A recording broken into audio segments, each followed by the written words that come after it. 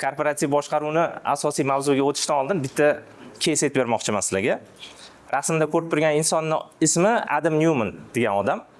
2010-yili Nyu-Yorkda bir kompaniyaga asos soladi. Kompaniyaning nomi WeWork, ya'ni biz birgalikda ishlaymiz degan. Asosiy g'oya nimadan iborat desangiz, bu kompaniyaning asosiy g'oyasi katta binolarni olib, ijaraga olib, uni kichkina bo'laklarga bo'lib yoki studiya holatiga keltirib, kofe mashina qo'yadi, misol uchun televizor qo'yadi. Ofis xodimlari yoki freelance konsultantlar uchun joy qilgan. Bizani hozirgi kunda C-Space ga o'xshagan. Okay? Kompaniya shunaqa muvaffaqiyatli bo'lib ketadiki, 2010-yilda ochilgan kompaniya 2020-yillarga kelib 47 milliard dollarlik otsenkaga chiqadi. 47 milliard dollarlik. Million emas, milliard. Okay? Bilsanglar 47 milliard degani bu ba'zi mamlakatlarni yaqingacha O'zbekistonni ham yalpi ichki mahsuloti 50 milliard dollar atrofida deydi. Ya'ni bitta mamlakatni otsenkasiga chiqib qoladi. Va shunaqangi muvaffaqiyatli tadbirkor, ishini ustasi, bularni asosiy ishi aytganimizdek o'sha ofislarni ijaraga berish.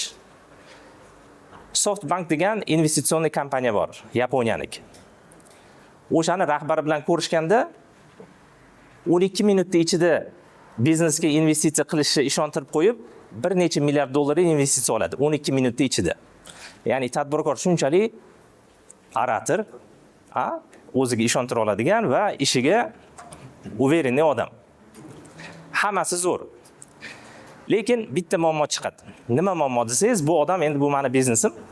Men bu biznesni qanaqa qilib boshqarishni hammadan ko'ra yaxshiroq bilaman deydi. Va investorlarni jalb qilganda shunaqa kelishuv qiladiki, sizlar deydi, pul tikkaninglarda sizlarni har bitta aksiyalar bitta ovozga ega bo'lsa, meni bitta aksiyam 20 ta ovozga ega deydi. Ya'ni bu ishni sizlardan ko'ra men yaxshiroq bilaman, meni ishimga aralashmanglar degan ma'noda. Sizlar pulinglarni beringlar, bo'ldi, qolganini menga qo'yib beringlar. Va investorlar bu odam shunchalik muvaffaqiyatli, ishini ustasi bo'lganligi uchun bunga ishonishadi. Lekin nima bo'ladi desangiz, juda katta boshqaruv roliga o'zini ayolini olib kelib qo'yadi. Hech kimga qarshilik qila olmaydi. Yana bitta boshqaruv roliga o'zini ayolini ukasini qo'yadi. Va kompaniyani mulkidan 60 million dollarga samolyot oladi. Endi samolyot olib nima qiladi? O'zini shaxsiy uchishlari uchun kompaniyaning samolyotini ishlatishni boshlaydi. Investorlar bunga hech narsa qilisha olmaydi. Nima uchun? Chunki investorlar shunaqa narsaga rozi bo'lishgan. Ya'ni buni haq-huquqi ko'proq bizanikidan. Ozgina vaqt o'tgandan keyin kompaniyani IPO ga chiqarmoqchi bo'lishadi. IPO. Bilasizmi IPO nimaligini? IPO degani Initial Public Offering deydi. Ya'ni kompaniyani endi nima qilamiz? Shaxsiy qo'llardan birjaga chiqaramiz. Buni aksiyalarini sotamiz.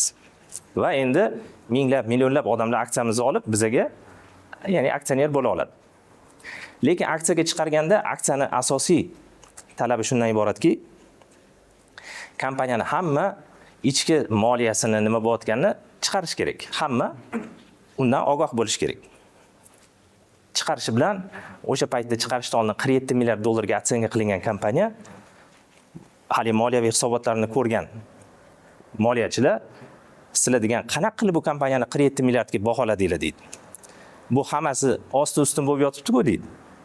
Ya'ni u kompaniya u paytda nima bo'lgan bo'ladi? Hali foydaga kirmasdan bu egasi har kuni partiya, ya'ni vecherinkalar, shaxsiy samolyotda xohlagan joyga boradi va hokazo, lekin kompaniya hali foydaga kirmagan. Nima bo'ladi desangiz, har soatda hisoblashsa 219 ming dollar zarar ko'rayotgan bo'ladi har soatda. Nyu-Yorkda bilasizlar juda qimmat, katta binolarni olib, arendasini to'layapti, lekin kompaniya juda katta zararga kirayotgan bo'ladi. Va 47 milliard dollarlik kompaniya bittada 8 milliardga tushib qoladi. Ya'ni odamlar aytishadiki, bunaqa aksiyani biz olmaymiz deyshadi.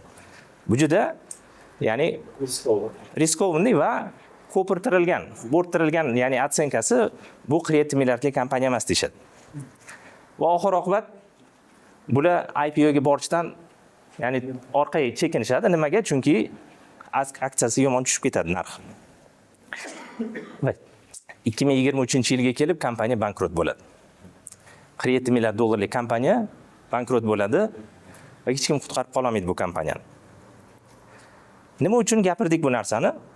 bizani mavzuyimizga qanaqa aloqasi bor? Korporativ boshqaruv degani shunaqa narsaki, har bir inson ming u zo'r tadbirkor bo'lsa ham qiladigan qarorlarda nima bo'lishi mumkin? Xatoliklar bo'lishi mumkin. Va amerikaliklarda bir maqol bor. Aytadiki, power corrupts deydi. Absolute power corrupts and absolute power corrupts absolutely deydi. Ya'ni bir insonga hamma vakolatni bersang deydi, bu insonni nima qilasan? Yo'ldan ozdirasan deydi. Kim bo'lishidan qat'iy nazar deydi. Har bir insonni tekshiradigan tizim bo'lish kerak deydi.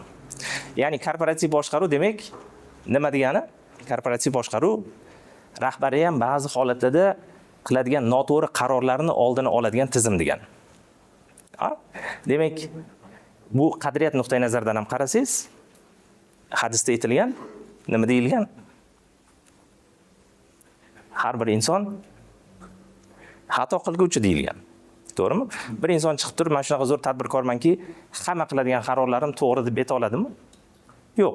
Aynan korporativ boshqaruv ana o'sha qiladigan noto'g'ri qarorlarni oldini olishga nima yordam beradi. Bizda misol uchun bu odamni qarasangiz, Adam Newmanni, bu yomon odam emasdi. Bu juda ham zo'r tadbirkor edi. Lekin nima bo'ldi? U yaxshi rahbar bo'lsa ham, lekin unga yo'q deya oladigan tizim yo'q edi. Hamma qarorni men o'zim qabul qilaman, xohlagan ishimni qilaman dedi, oxir-oqibat kompaniyani kasodga uchratdi. Endi siz aytishingiz mumkin, bizning keysimizda biz unaqa samolyot olmaymiz-ku. To'g'rimi? Bizga nima aloqasi bor buni? Bizga qanaqa aloqasi bo'lishi mumkin bu keys? Biz qilayotgan xatolarimiz, ya'ni qarorlarimizda qanaqa xatoliklar bo'lishi mumkin? Bugungi treningda men xohlayman hamma ishtirok etsin. O'zingizlarning fikringizni erkin bayon qilishingiz mumkin. To'g'ri, noto'g'ri javob yo'q, o'zingizlarning fikringizni aytishingiz mumkin. Qanaqa qilib bu bizga qanaqa aloqasi bo'lishi mumkin? Onam shu qarorni qabul qilgan inson. Rahbar. Da. Men qaror qabul qilishmaga boshqalar to'g'ri turadi. O'sha bo'yicha ko'p xato qilganmiz. Hozirgacha ham xato qilamiz. Chempion. Qanaqa qabul qilyapmiz? O'sha bir master boshqasida o'zim yaptım, öyle. Şimdi o gamza. O'sha ishlamay, hali hech bir birovlar yo'q. Yaxshi. Siz aytayotgan agar o'sha jamoa bo'lib o'sha korporativ boshqaruv to'g'ri yo'lga kirgan joyda o'sha maslahatlashishga kerak mas'uliyat anaqlarning oldin sanaydi. To есть demak, shunaqa tizimki bitta odam hamma qarorni o'zi qabul qilmaydi. Ya'ni aytdi shunaqa tizimlar bor. Odamlar kelib bizga ayta oladiki, rahbar deydi, qilayotgan qaroringiz noto'g'ri deydi.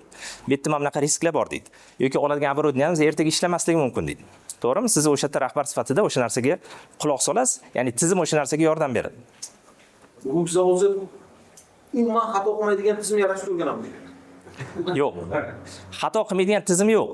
Lekin xato qilishni oldini olishga yordam beradigan tizim bor. Ya'ni siz misol uchun rahbar sifatida siz ayta olmaysiz, hamma qarorlarim to'g'ri deb. Yo'q. To'g'ri. Endi tizimki siz olayotgan noto'g'ri qarorlaringizni to'xtatib qolish nimasi bor? Ehtimoli bor va yo'li bor. Biz bugun shuni o'rganamiz. Bu kompaniya sovet direktori bo'lganda, u kompaniyada sovet direktor bo'lgan. Lekin bonuslari bitta siz bo'lsangiz, menda bitta aksiyaga 20 ta ovoz bo'lgan. Ya'ni kelishuvda shunaqa qilib kelishuv qilganki, hamma haq huquq bunda bo'lgan. Ya'ni kompaniya egasi menman, to'g'ri qarorni men o'zim qabul qilaman, meni ishimga aralashmaydi degan pozitsiya bo'lgan. Oxir-oqibat kasod qilgan. Qonunga balki mana shu qatnovlar kirgan bo'lsa, men o'ylaymanki shu exit xodda to'g'ri kirmagan bu. Aslida bu investorning ham xatosi yoki u shart qo'ygan bo'lsa ekan. To'g'ri, to'g'ri. Ya'ni demak o'sha boshidan investorlar kirayotganda to'g'ri shartnoma qilinmaganligi. Bugun sizlar bilan hozir ko'ramiz. Ya'ni korporativ boshqaruv deganda qanaqa manfaatdor taraflar bor va ularni manfaatini qanaqa qilib inobatga olish mumkinligi.